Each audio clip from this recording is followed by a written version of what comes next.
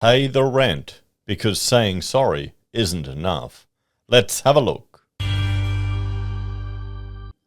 Hello everyone, Florian.heise here, and welcome to another episode of HeiseSays. Grab your stein of coffee. We're going to have a look at an interesting website, one in which you can pay rent to the Indigenous or traditional owners of the land, everyone, here in Australia. Okay, all the colonial issues, you can make your guilt go away by paying for it, guys. Let's have a look here. And you know what? We'll jump on full screen here for this because, well, I think this is an interesting one. Now, here's the thing. There's a demand for this. There is a market demand for this. There is a whole lot of people that have a whole lot of guilt. And if they can just pay some money to make that go away, this is a need. This is the market providing. I'm not going to rag on this. I mean, if people want to, set up a organization like this to allow other people to pay them money voluntarily through their own, own choice, perfectly fine. 100%. Go ahead, do it. I don't blame them at all. Good on them. Good on them for setting this up. But once this type of, I would rather this voluntarism than, government money thrown all around. You know what would be interesting to see for a scheme like this if it actually made a greater impact than all the money government wastes on agencies and people just doing nothing. We'll have to see. So, here you go. You can sign up for your other payments, and I'm not going to do it, everyone, because I'm not really worried. I know history. We've all had land stolen, and the further back you go, the more horrific it gets. And I would rather we focus on the future and working together rather than dwelling on the past. So they believe it's stolen land, no treaty, and colonization continue, and they want you to act now. We could wait years for the government to begin this work. Well, they're right there. They're right. The government isn't the one you need to depend on. This is the thing with a lot of the issues here in Australia. I think we really need to emphasize individualism. And I know this is probably a bit of a collectivist group, and they certainly, I would be shocked if they have these same type of political leanings that I do. But it's, the lack of trust and dependency on the state, it's starting to shine through here. They're starting to see it, That's it. Let's see about them. So there are two groups. Pay the Rent is made up of two groups: the sovereign body of Aboriginal and Torres Strait Islander people, the admin arm and allies. The sovereign body. Aboriginal and Torres Strait Islander people make all the major decisions, including any allocations of the rent. Ally volunteers are fully accountable to the Aboriginal and Torres Strait Islander group, the sovereign body. Okay. Now, here's the thing, everyone. There are a few concerns. You've got body corporates where they're managing money on behalf of all the people in the community, and you hear all the horror stories of where they just piss the money away, or it gets wasted, or nothing actually goes to the community members. This is why I would suggest, rather than having this type of thing, these council, these groups, if say a mining company is coming in and mining up a bunch of land, just give each of the citizens in that area or the tribe or the community, give them shares in the mining company so they can get an individual share of that money themselves, and they just get the dividends. Maybe make it a special condition, can't sell it for 10 years. Well, there you go. What about that? Right to the individual person there. And sure, you would have to provide training in financial literacy and management, but that's got nothing to do with the fact that we're talking about remote communities here or Indigenous communities. That's just all Australians in general, everyone. That's all of us. Because, our school system, I don't know what it focuses on these days. You tell me.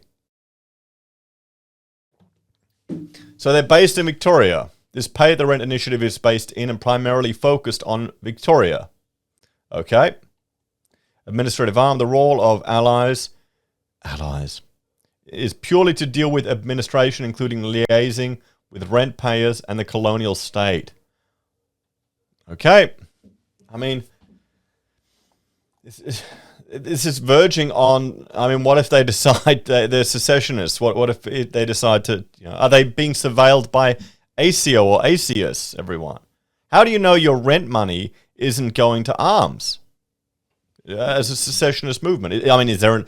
I bloody well hope not, but is there an element of risk here? This is what happened. This is how radicals start. Because this is definitely an us versus them mantra just embedded in this organization. Now, that I don't like. That I really don't like. So, pay the rent. Angry young man with a nice beard. Good work, mate, and good haircut. Gotta like that. Let's have a look at their supporters. So, Auntie Rio. Our children are our future. We need to look after our future. Pay the rent. Grassroots, the best group out. Okay. Do you need to look at the future? Why are you looking at the past? Pay the rent offers all Australians an opportunity to work outside of the government to right the wrongs. Yeah, Ted, you're right. I mean, there you go. Here's the thing. Is it just going to be another charity? Pay the rent is the grassroots for grassroots, no strings attached to government agencies. It assists sovereign grassroots fight the many campaigns and struggles we face every day. Okay, I don't understand. It assists sovereign grassroots? Is this like this sovereign citizen movement there? We all exist on lands which have never been ceded. Righting the past wrongs is a social responsibility we all share. Proud advocate of pay the rent. Okay, there you go. Clementine Ford. We haven't seen her in a while. I haven't done any of the crazy feminist stuff in a long time. I thought we'd avoided her. Well, I mean, there you go. What's she say? We need to stop paying lip service to decolonization and start paying the rent to the First Nations people. I mean, she'll jump on any social justice bandwagon. That's she's an author. That's how she makes her money. So why pay? Well, let's look at examples. Oh, no, we'll go why pay first. Australia is founded on land that was stolen from Indigenous people. The wealth that has been generated by that theft is disproportionately distributed. Yeah, welcome to all of human history, guys. Well, welcome to human history. Maybe you want to crack open a history book. Look at Europe. Okay, just look at Europe. All of us proletarian plebs, we've kind of been treated like crap for most of history, but now we got it pretty good. Okay, sure, it's not perfect. Sure, there are a whole lot of issues, but life is pretty damn good. Come on. Even compare our quarantine, our curfews and lockdowns to those of hundreds of years ago. All people who live here today, or who lived here in the past, have not benefited equally from the continuing dispossession of Indigenous people. Indeed, many are deliberately and profoundly marginalized from power and the spoils of colonialism. However, some uncomfortable facts remain. Everyday people consume food grown on Indigenous land or harvested from Indigenous seas. They drink water that flows across or under Indigenous land. Yet, well, no, actually. A lot of the water we're drinking comes from dams that have been built with modern... I mean, we're talking a culture here that didn't get out of the Paleolithic era, everyone.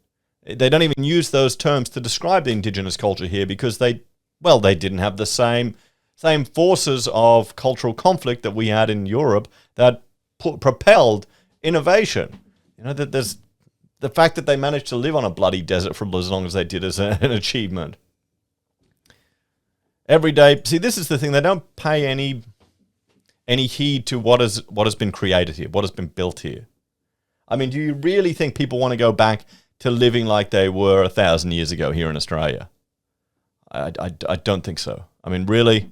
I mean, sure, you may be a bit healthier, but there's a whole lot of other health issues. Okay, so, I mean, there we go. And let's see some examples. Okay, now we'll skip that. Let's look at practicalities. How to pay the rent. Well, now, what are they doing with the money? Where does the money go? Do people just piss it away? I can't afford to buy food. What if I really can't afford to pay the rent? Yeah. Okay, they want you to be an advocate. Aren't my taxes enough? Taxes are paid to the state and federal government do not reach Aboriginal people equitably. Government-led interventions continue to fail Aboriginal people in progress. Yeah. You know what? Yeah. I agree. How long have we been talking about bridging the gap and nothing's happened? At university, we had a lecture from Paul Falaris, and he actually has a TED Talk here, How to Reduce Poverty. And, architect Paul Flores was charged with stopping people getting sick in small Indigenous communities in South Australia. And it meant thinking way beyond medicine. So it's a good talk. He talks about, well, he's got his, this is from Take 2 from the Institute of Architects. I had to go through my bookcase there, and it's called Housing for Health or Designing to Get Water In and Shit Out. And in it, he highlights just some of the day-to-day practical issues of keeping people clean and healthy in these remote areas. And if you can't, if a kid can't be bathed, can't be kept clean, can't remain healthy, well, it's going to flow through a whole lot of other issues. So I recommend you have a look at that talk if you haven't. I'll put the link down below on the references on my blog. So, I mean, there you go. It's an advocacy group looking at paying rent. What do you think? I mean, good on them for trying. I hope they make a difference. Sure, I don't agree with all of their ideological positions. I don't agree with the fact that they... Oh, here we go. Here's how it's distributed. Okay. Reparations, campaigning. What is all these things? Aren't they actually going to people? Most of it's going to Victoria. Oh, well, we'll have to see. Have to see where it's all going. But good on them for trying. Anything that's stepping away from the government. What do you think, everyone? Would it be something that you would pay for? What's the solution or takeaway from all of this? Well, the market's providing. You've got people here who are frustrated with government's attempts to try and rectify some of the issues. I wouldn't agree ideologically with a lot of their positions. I think there's some quite backwards-looking perspectives that they have, but, I mean, the market provides, and they have the right and opportunity to put this forward. I'd want to make sure that the dangers of a radical organization like this spilling into militant action is mitigated, and keep that in mind before you start throwing money at them.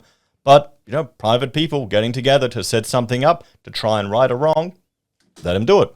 Got no issue. Hopefully, it will result in something beneficial in the long term. But I'm getting more and more cynical.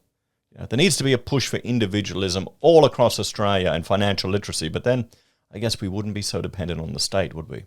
What do you think, everyone? Let me know your thoughts and suggestions on this one. Please like, share, and subscribe to the channel below. If you're a fan and enjoy the content I create here, there are a few ways you can support us. You can join us on YouTube or Patreon. Sign up for SelfWealth or Stake. Use our affiliate links at Amazon, eBay, Independent Reserve, or AussieBroadband. Take care, guys. Have a great day. I'll see you in the next episode. Bye for now.